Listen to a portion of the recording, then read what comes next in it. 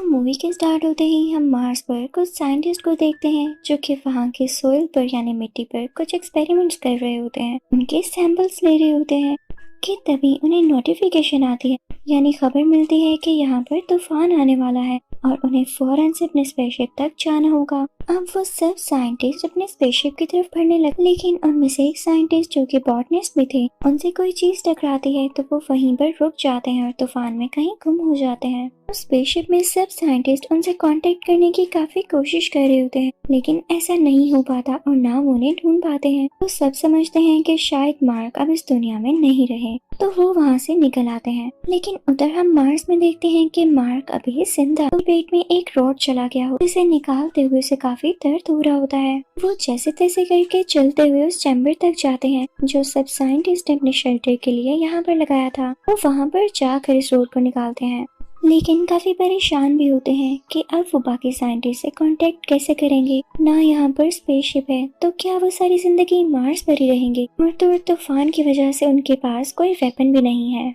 वो जानता था कि स्पेस में जो अगला प्रोजेक्ट आएगा यानी जो अगला स्पेसशिप लैंड करेगा वो 4 साल बाद होगा। तो 4 साल का अरसा तो बहुत ज्यादा है, यानी इस टाइम पीरियड में जो उसके पास खाना है वो काफी नहीं है। वो मर भी सकता है, तो उसे कुछ ना कुछ जरूर करना होगा। अब यहाँ पर वो प्लान्स करने लगता है। उसके पास कुछ आलू होते हैं जिन्हें यूज करके वो और भी आलू उगाना चाहता था, और शायद इसीलिए वो सारे साइंटिस्ट एक्सपेरिमेंट्स कर रहे थे इस प्लैनेट की सोइल पर। तो मार्क अपनी डायरी में कुछ नोट्स बनाने लगता है और बाहर जाकर सोइल में खेती करने लगता है ताकि वो आलूओं को उगा सके। लेकिन यहाँ पे एक सबसे बड़ा इशू ये था कि मार्स में पानी बहुत कम था, इवन था ही नहीं, बस वही पानी जो साइंटिस्ट अपने साथ लाते हैं।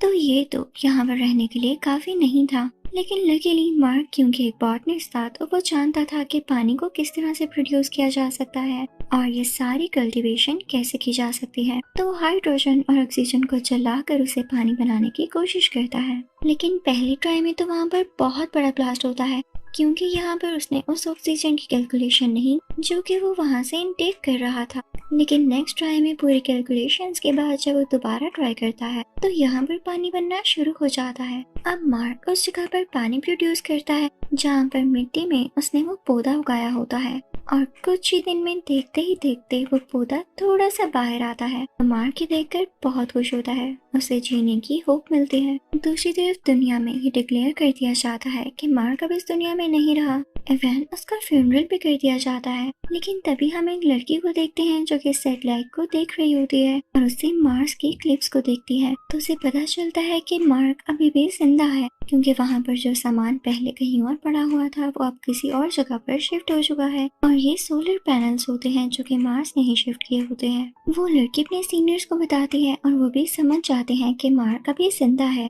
लेकिन वो उन्हें बताते हैं कि अगर हम मार्स पर मार्क को बचाने चले भी जाएं तो हमारे पहुंचने तक वो भूख से वैसे ही मर जाएगा। और ये बात होती भी ठीक है। उधर मार्क जो कि परेशान होने की बजाय कोई तरीके ढूंढ रहा होता है कि 4 साल बाद जो नया प्रोजेक्ट आएगा और जिस जगह पर आएगा वहाँ पर पहुँचने के लिए इसे 50 दिन चाहिए, यानी 50 डेज, और 70 डेज तो इसे यहाँ पर पहले से ही हो चुके हैं। तो बैठे रहने से अच्छा है कि ये उस जगह तक पहुँच जाए। लेकिन वो जगह यहाँ से 2500 किलोमीटर दूर है, और जो कार इसके पास है वो सोलर पैनल से चलती है और एक दिन में 35 किलोमीटर से ज्यादा ट्रेवल नहीं कर सकती है। लेकिन फिर भी मार्क के पास यही आखिरी ऑप्शन होती है। फिर जमीन पर हम देखते हैं कि वो सब लोग डिसाइड करते हैं कि मार्क तक फूड और पानी भेजने के लिए वो एक स्पेसशिप तैयार करेंगे जो कि पूरे 1 साल में मार्स तक पहुंचेगा। लेकिन मार्क तो पहले ही वहाँ पर काफी ज्यादा आलू उगा चुका था।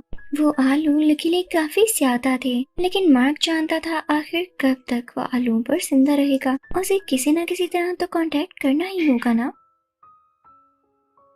मार्क एक ऐसी जगह पर पहुंचता है जहां पर कैमरा होता है। ये ऐसा कैमरा होता है जो कि मार्स की पिक्चर्स दुनिया तक भेज सकता है। मार्क वहां पर 3 बोर्ड्स भी लगाता है। दरमियान वाले बोर्ड पर लिखता है कैन यू सी मी, कि क्या आप मुझे देख सकते हैं। लेफ्ट साइड पर नो लिखता है और राइट साइड पर यस लिखता है। और जब दुनिया वाले ये देखते हैं तो वो कैमरा यस की तरफ मूव करते हैं। तो मार्क बहुत ज्यादा खुश होता है कि चलो शुक्र है इन लोगों को पता तो है कि मैं जिंदा हूँ। और अब ये कोड वर्डिंग में दुनिया वालों से बात करने लगता है। वहाँ पर मार्क को ये भी बताया जाता है कि उसके लिए खाना भेजा जा रहा है।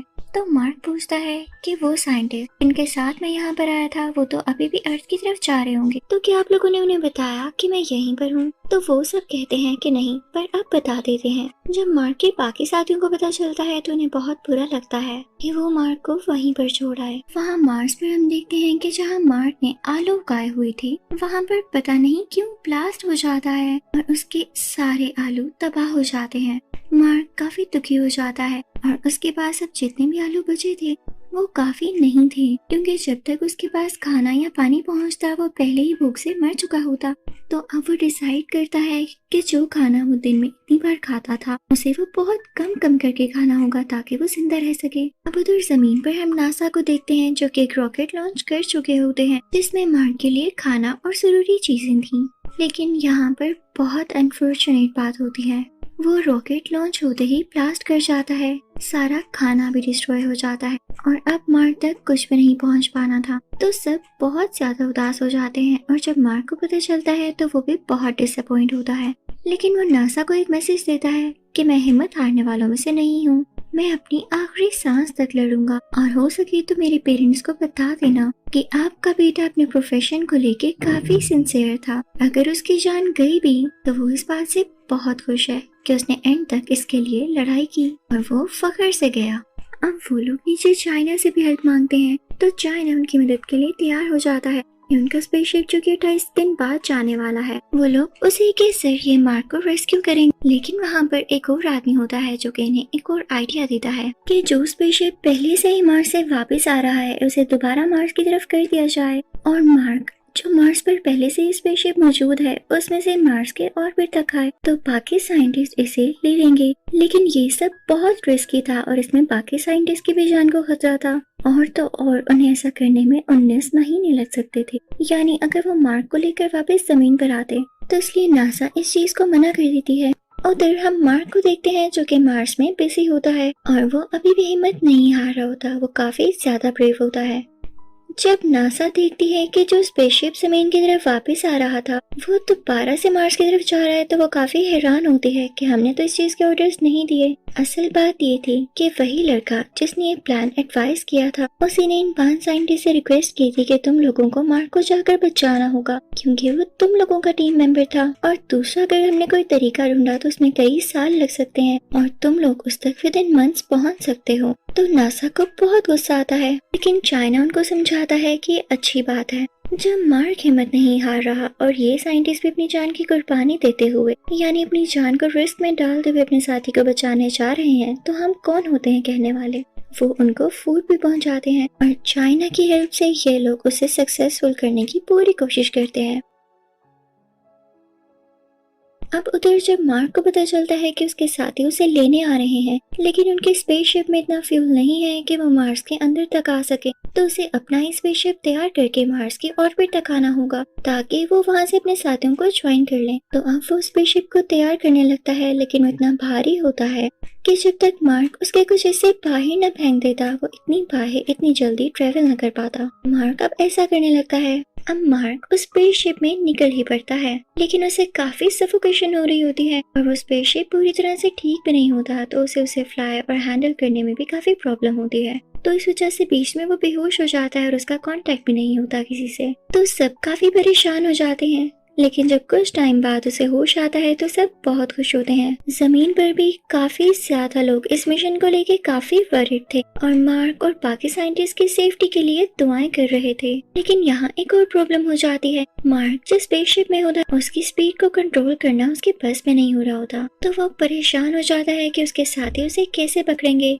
तो अपने साथियों से कहता है कि परेशान न हो, मैं भी हिम्मत बनाए रखा हूँ और जल्दी मैं इसकी स्पीड को कंट्रोल करके तुम लोगों तक पहुँच जाऊंगा। तो दूसरे साइंटिस्ट अपनी स्पेसशिप का एक हिस्सा गिरा देते हैं जिसके एयर प्रेशर से मार्क की स्पेसशिप की स्पीड कम होती है। तो फाइनली ये लोग मार्क को पकड़ सकते थे। अब उधर हम स्पेसशिप की फीमेल कमांडर को देखते हैं जो कि एक मूविंग चेयर पर से होती हुई एक रस्सी की मदद से मार्क तक पहुँच रही होती है लेकिन वो रस्सी यहाँ पर छोटी पड़ जाती है। यहाँ पर मार्क इनसे काफी दूर रह जाता है तो वो इनसे कहता है कि मैं स्पेसशिप में एक होल करूंगा यहाँ पर मार्क अपने स्पेस सूट के अंदर एक होल बनाता है जिससे उसके स्पेस सूट पे हवा जाने लगती है और उसका प्रेशर बढ़ जाता है और उसी प्रेशर से वो अपनी डायरेक्शन चेंज करता है और मूव करने लगता है और फाइनली उसे फीमेल कमांडर तक पहुंच ही जाता है। वो बहुत खुश होता है कि अब उसकी जान बच चुकी थी और वो रेस्क्यू कर लिया गया था। लेकिन तभी वहाँ पर कोई मूवमेंट होती है। मार्क का हाथ फीमेल कमांडर के हाथ से छूट जाता है लेकिन जल्दी वो कमांडर उसकी तरफ रस्सी फेंकती है जिससे मार्क पकड़ लेता है। अब फाइनली मार्क उस स्पेसशिप के अंदर आ जाता है और सब लोग बहुत ज्यादा खुश होते हैं कि उनका मिशन सक्सेसफुल रहा। अब हम देखते हैं कि वो सब फाइनली दुनिया पर लैंड कर चुके होते हैं और यहाँ पर मार्क सब साइंटिस्ट का हेड बन जाता है और उन्हें सिखाने लगता है कि अगर आप स्पेस में फंस जाएं तो खुद को किस तरह से बचा कर रखना है और कभी भी हिम्मत नहीं हारनी। और इसी के साथ ये मूवी यहीं पर एंड हो जाती है। Thank you for watching.